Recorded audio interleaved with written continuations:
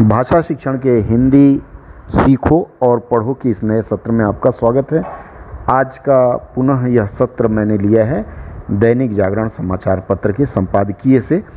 देखिए, इसकी शुरुआत जैसे करेंगे, ढूंढना ही होगा समाधान। ढूं है, ढ के ऊपर बिंदी है, नाक से उच्चारण करते हैं, ढूं पढ़ते हैं। मित्रों, आगे हम पढ़ें इसके पहले इस अनुच्छेद से निकलने वाले जो प्रश्न हो सकते हैं, लगभग संभावित 8 प्रश्न मैंने आपके लिए तैयार किया है। वह प्रश्न आपके समक्ष प्रस्तुत है। प्रश्न देख लीजिए, सत्र के अंत में मैं उनके उत्तर देने का प्रयास करूंगा। इस बीच मैं चाहूँगा जब तक हम पढ़ें तो अनुच्छेद से आप उन प्रश्नों का उत्तर भी अब मन ही मन ढूंढने का प्रयास करिएगा। आइए फिर प्रश्न देख लेते बता देते हैं। हालांकि चर्चा के पश्चात प्रश्न पूछने से प्रश्नों का उत्तर ढूंढने में थोड़ी मशक्कत होती है और मस्तिष्क के लिए एक व्यायाम भी हो जाता है, पर जैसे जैसे आपकी रुचि बढ़ती जाएगी वैसे वैसे हम प्रश्न अनुच्छेद पढ़ने के बाद देना शुरू करेंगे। आइए प्रश्न देखते हैं। सबसे पहला प्रश्न है, जंगल की आग के लिए एक शब्द बताना है। दूसरा प्रश्न है, शुद्ध वर्तनी वाला शब्द चुनें। पहला, परिस्थितिकी जिसमें क में बड़ी ई है। दूसरा, पारिस्थितिकी जिसमें क में छोटी ई है। तीसरा, परिस्थितिकी इसमें भी क में छोटी ई है। चौथा, परिस्थितिकी जिसमें क में बड़ी ई है। अगला प्रश्न, शुद्ध वर्तनी वाला शब्द चुनना है। अभयारण्य, अभयारण्य, आभायरण्य, आभायरण्य और अभयारण्य और अभयारण्य। अभयारण्य का समानार्थी शब्द चुनना है। वन विहार, पशु विहार, मानव विहार, वन्यजीव विहार। वन्यजीव। अगला प्रश्न है, वन्यजीव संरक्षण अधिनियम कब बना? उसके बाद प्रश्न है, विश्व वन्यजीव दिवस कब मनाया जाता है? विंसर अभयारण्य कहाँ है? उत्तराखंड, उत्तर प्रदेश, मध्य प्रदेश, छत्तीसगढ़। वन्यजीव में कौन सा समास है? ये आखिरी प्रश्न। धन्यवाद। पंक्ति है, उत्तराखंड के जंगलों में विकराल, विकराल शब्द हम चुनेंगे, होती आग इस सच को सामने रख रही है कि, यहाँ देखिएगा क में छोटी ई की मात्रा है। अब ये जो क दो तरह का प्रयोग करते हैं, क में बड़ी ई की मात्रा और क में छोटी ई की मात्रा। किसका कहाँ प्रयोग करते हैं इस विषय में मैं पहले बता चुका हूँ, अगले सत्र में कभी चर्चा करूँगा इसका। आगे बढ़ते हैं हम लोग कि हिमालय की संवेदनशील पारिस्थितिकी, पारिस्थितिकी के लिए आपको अंग्रेजी का एक शब्द ढूंढना होगा, को लेकर वन विभाग और हमारा तंत्र कितना सजग और कर्तव्य बोध युक्त है। कर्तव्य बोध भी एक अच्छा शब्द है, इसको आप चुन सकते हैं। इसका संधि और इसका समासिक विग्रह कर सकते हैं।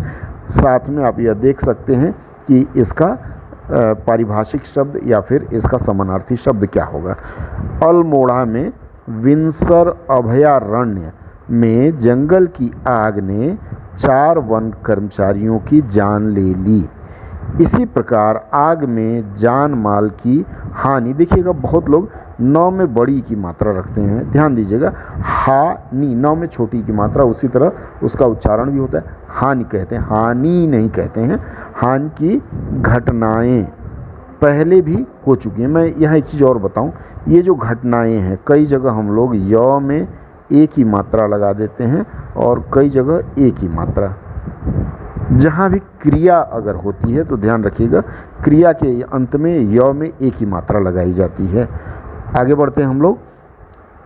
पहले भी हो चुकी है, इसके बाद भी आग को जंगल में फैलने से रोकने, आग लगने की स्थिति में जंगल, वन्य जीवों, मानव जीवन एवं अन्य संपत्ति को होने वाली हानि से बचाने और उसके प्रभाव को कम करने के लिए रणनीतिक स्तर पर जितनी तैयारी होनी चाहिए उस ओर पर्याप्त ध्यान नहीं दिया जा रहा है। जंगल की आग की समस्या इस वर्ष भले ही कुछ अधिक विकराल हो, लेकिन पिछले कई वर्षों से लगातार वन विभाग इससे जूझ रहा है उत्तराखंड अपने जिस 71% वन क्षेत्र, अब ये सामान्य ज्ञान का यह प्रश्न होगा कि उत्तराखंड में उनका कितना प्रतिशत वन क्षेत्र है और उससे मिलने वाली प्राणवायु और पर्यावरणीय सेवाओं के लिए देश और विश्व में अलग स्थान रखता है। जंगल की आग ने उसे संकट में ला खड़ा किया है। विनसर की घटना के बाद मुख्यमंत्री पुष्कर सिंह धामी को कड़ा रुख अपनाना पड़ा और विभाग के 3 IFS, यह जो IFS है मतलब इंडियन फॉरेन सर्विसेज, लेकिन यहाँ फॉरेस्ट सर्विस माना जाएगा, अधिकारियों पर कार्रवाई की गई।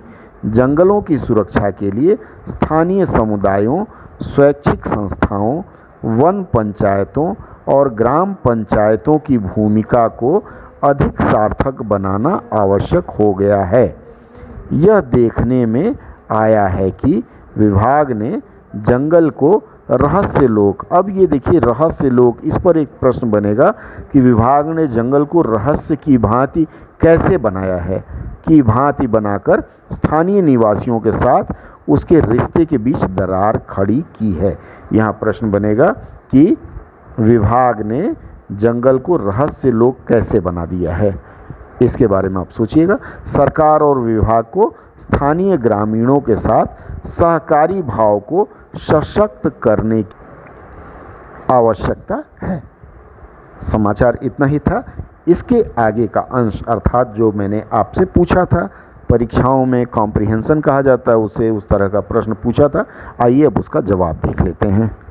शब्दों के उत्तर जान लेते हैं। सबसे पहला प्रश्न था जंगल की आग के लिए एक शब्द, इसे दावानल कहा जाता है। उसके बाद था शुद्ध वर्तनी वाला शब्द चुने।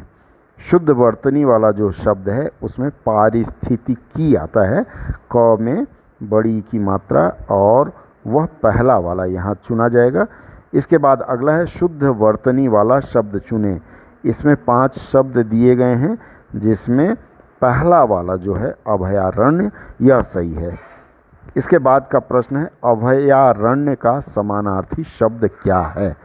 वन विहार, पशु विहार, मानव विहार, वन्य जीव विहार। ध्यान दीजिएगा, यदि यहाँ यह वन्य जीव विहार नहीं होता तो हम इसे पशु विहार मान सकते थे, लेकिन यहाँ हम वन्य जीव विहार मानेंगे।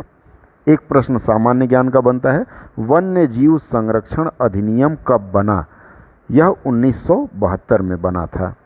इसके बाद एक और सामान्य ज्ञान का प्रश्न है, विश्व वन्य जीव दिवस कब मनाया जाता है? इसका उत्तर है 3 मार्च को। अगला प्रश्न था विनसर अभयारण्य कहाँ है? विनसर अभयारण्य उत्तराखंड में है। आपको जिले का नाम भी उसमें बताया गया था पैसेज पढ़ते समय। इसके बाद वन्य जीव में कौन सा समास है? वन्य जीव को अगर हम सामासिक विग्रह करेंगे तो वन्य जीव मतलब वन का जीव, का लोप हो जाता है, इसलिए यह तत्पुरुष समास है। ऐसे ही सत्रों के लिए मित्रों हमारे साथ जुड़े रहें ताकि आने वाले समय में कम से कम इन अनुच्छेदों को पढ़ करके आपकी परीक्षाओं में हिंदी से संबंधित जो व्याकरण के प्रश्न होते हैं या फिर अनुच्छेद से लिए जाने वाले प्रश्न अर्थात कॉम्प्रिहेंशन के जो प्रश्न हैं उनका आप सही जवाब दे सकें।